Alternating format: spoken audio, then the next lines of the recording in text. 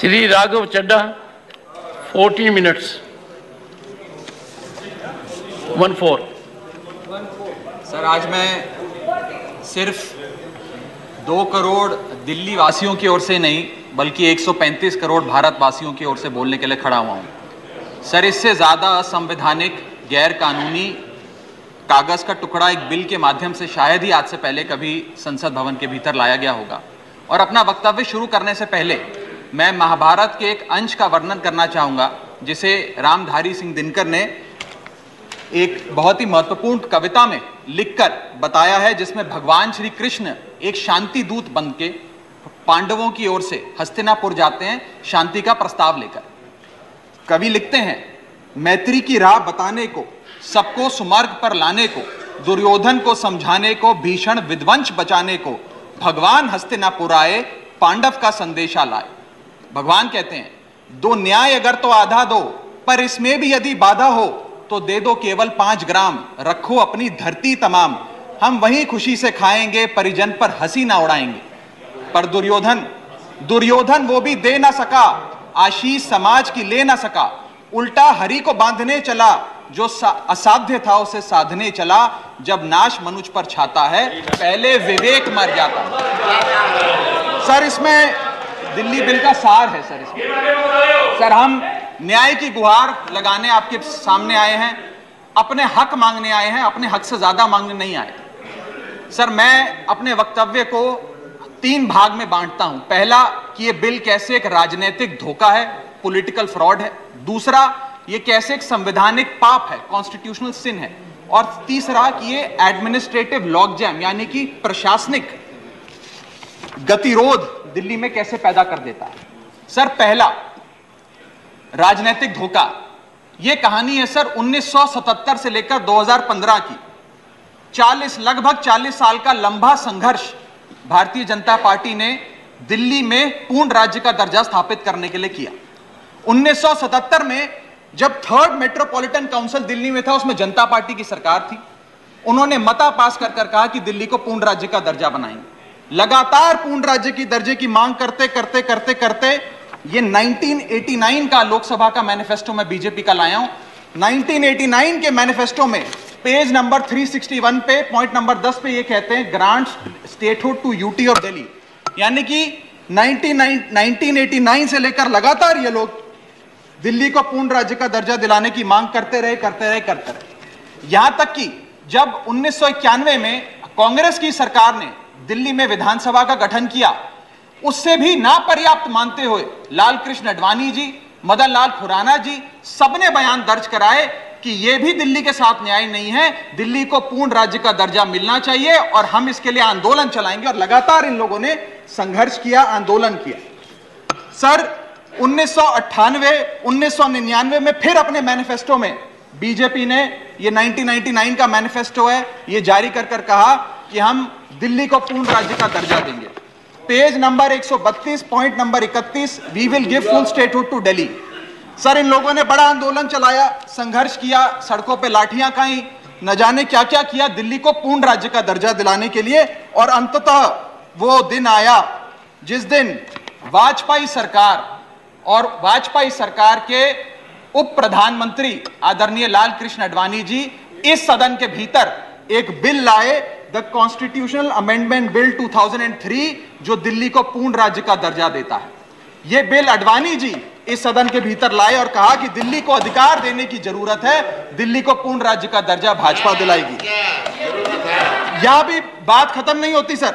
इसके बाद 2013 के अपने मैनिफेस्टो में बीजेपी ने कहा हम पूर्ण राज्य का दर्जा देंगे। इनकी जून 2013 में नेशनल एग्जीक्यूटिव की मीटिंग हुई, उसमें मता पास कर कहा हम दिल्ली को पूर्ण राज्य का दर्जा देंगे। यहां तक कि इनके सांसद डॉक्टर हर्षवर्धन ने बयान दिया कि जब आदरणीय नरेंद्र मोदी जी देश के प्रधानमंत्री बनेंगे हम दिल्ली को पूर्ण राज्य का दर्जा देंगे। ये इन सब ने सर लगातार बातें कही और दिल्ली को पूर्ण राज्य का दर्जा दिलाने की मांग लगातार भारतीय जनता पार्टी दिल्ली वालों के सामने रखती रही। सर, ये बिल सिर्फ संविधान का और लोकतंत्र का अपमान नहीं है, यह बिल लालकृष्ण आडवाणी जी का, अटल बिहारी वाजपेयी जी का, मदन लाल खुराना जी का, सुषमा स्वराज जी का, अरुण जेटली जी का, सबका अपमान करने का और उनके 40 साल के संघर्ष को मिट्टी में मिलाने का काम करता है। सर, मैं माननीय गृह मंत्री जी का बयान लोकसभा में सुन रहा था। उन्होंने कहा कि नेहरू जी ने, पंडित नेहरू ने यह बात रखी थी कि दिल्ली को पूर्ण राज्य का दर्जा नहीं मिलना चाहिए। मैं माननीय गृह मंत्री जी से कहना चाहता हूं, नेहरूवादी मत बनिए, आडवाणीवादी बनिए, वाजपेयीवादी बनिए और दिल्ली को पूर्ण राज्य का दर्जा देने का आज आपके पास ऐतिहासिक मौका है। दिल्ली को पूर्ण राज्य का दर्जा दीजिए। सर, इस बिल को लाने का असल कारण क्या है? यह बिल क्यों लाया गया है? पिछले 25 साल में दिल्ली में 6 बार विधानसभा के चुनाव हुए। 6 के 6 चुनाव भारतीय जनता पार्टी बुरी तरीके से हारी। यहां तक कि 2015 और 20 में आजाद भारत के इतिहास की सबसे बड़े जनादेश की सरकार अरविंद केजरीवाल ने दिल्ली में बनाई। क्योंकि ये पिछले 25 साल चुनाव नहीं जीत पाए और अरविंद केजरीवाल और आम आदमी पार्टी के आने के बाद ये जानते हैं कि अगले 25 साल भी ये लोग चुनाव नहीं जीत पाएंगे, तो सरकार को नष्ट करने का काम कर रहे हैं। ना रहेगी सरकार और ना रहेगा चुनावों का महत्व, ना रहेगा बांस, ना बजेगी बांसुरी। लेकिन मैं आज इस मंच से भाजपा से अनुरोध करूंगा कि कम से कम लालकृष्ण आडवाणी जी को न्याय दीजिए, कम से कम उनकी इच्छा पूरी करिए, दिल्ली को पूर्ण राज्य का दर्जा दीजिए। सर, मेरा दूसरा भाग कि कैसे यह बिल एक संवैधानिक पाप है। सर, पहली चीज, ये abuse of ordinance making powers है, आर्टिकल 123 जो संविधान का देता है। संविधान ये कहता है, और वाईवी चंद्रचूड़ साहब का AK Roy versus union of India एक बड़ा महत्वपूर्ण लैंडमार्क जजमेंट है, जिसने कहा कि ऑर्डिनेंसेस सिर्फ आपातकालीन और विषम परिस्थितियों में लाए जाएंगे। ऐसी कौन सी आपातकालीन और विषम परिस्थितियां आ गई कि आपको सुप्रीम कोर्ट के फैसले को 8 दिन के भीतर बदलना पड़ गया? दूसरा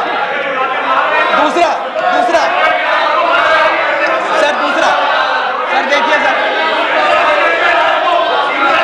सर दूसरा सुप्रीम कोर्ट की दूसरा बिंदु, यह सुप्रीम कोर्ट का अपमान है।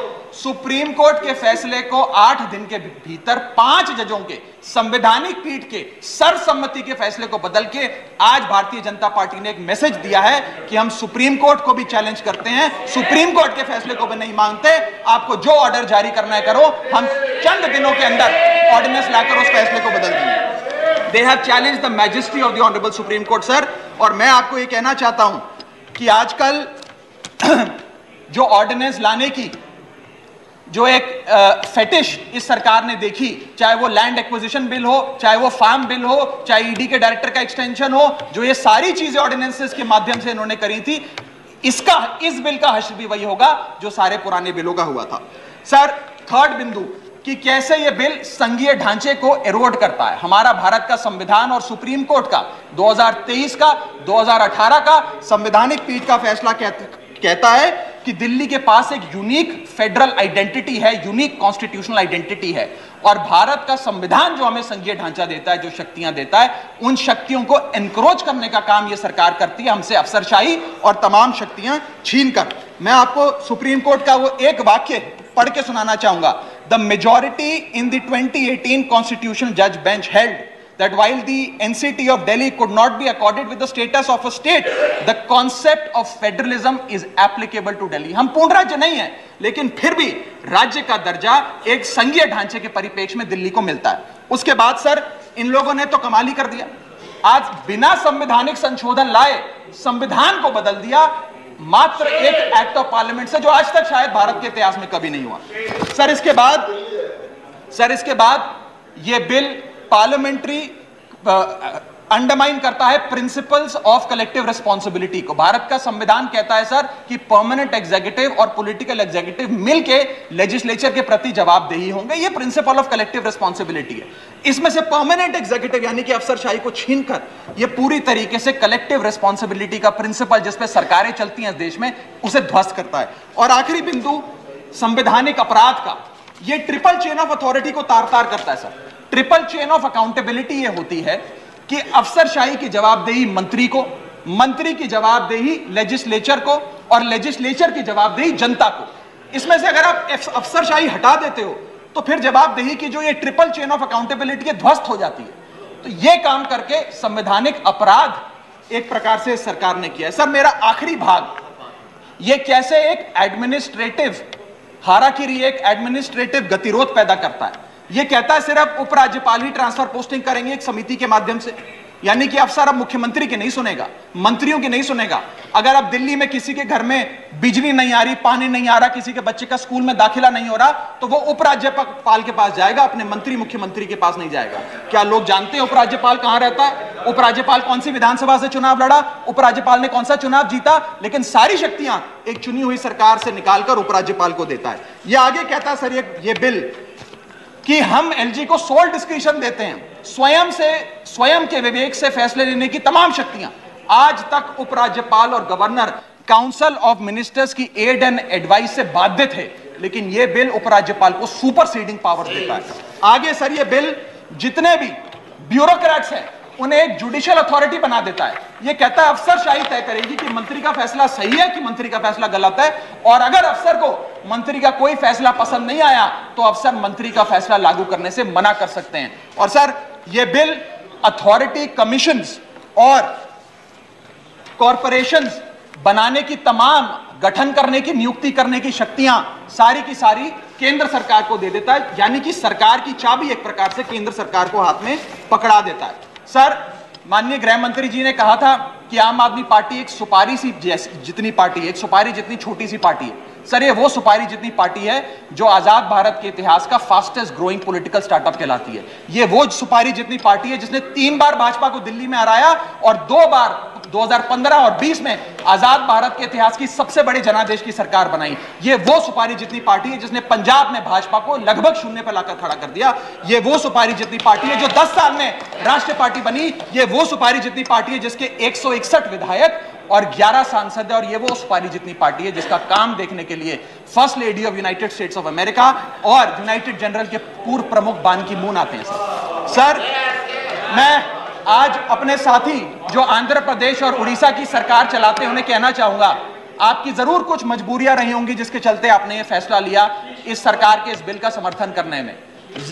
कुछ तो मजबूरियां रही होंगी, यूं ही कोई बेवफा नहीं होता।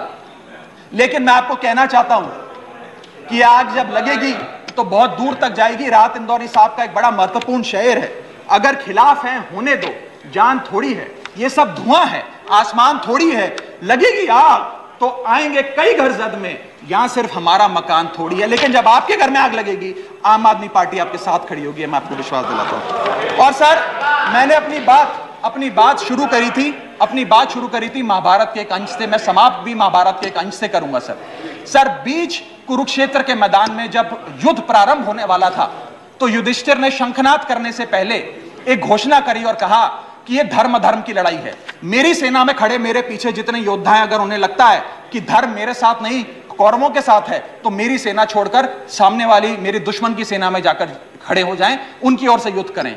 और अगर कौरव सेना में कोई योद्धा है जिसे लगता है कि धर्म युधिष्ठिर के साथ है, पांडवों के साथ है, तो आप कौरवों की सेना छोड़कर मेरी सेना में आइए, मैं बाहें फैलाकर आपका स्वागत करूंगा। उस समय कौरवों का एक भाई युयुत्सु कौरव सेना छोड़कर पांडवों की ओर आया और पांडवों की ओर से युद्ध लड़ा। मैं उसी बात का जिक्र करते हुए आज इस सदन में बैठे तमाम सांसदों को कहना चाहता हूं, राज्यसभा काउंसिल ऑफ स्टेट्स है, हम लोग काउंसिल ऑफ स्टेट्स है, जहां ज्यादा जिम्मेदारी बनती है राज्यों के हकों की, अधिकारों की रक्षा करने की। मैं मांग करता हूं आज आप लोग पार्टी लाइन से ऊपर उठकर, विचारधारा से ऊपर उठकर संविधान को बचाने के लिए, लोकतंत्र को बचाने के लिए इस बिल को हराइए। आज ये इतना असंवैधानिक और गैर कानूनी बिल अगर ये सफल हो गया तो हो सकता है आज के बाद आने वाले समय में ये लोग देश में चुनाव ही ना कराएं, चुनावी प्रक्रिया को खत्म करने से। बहुत बहुत शुक्रिया।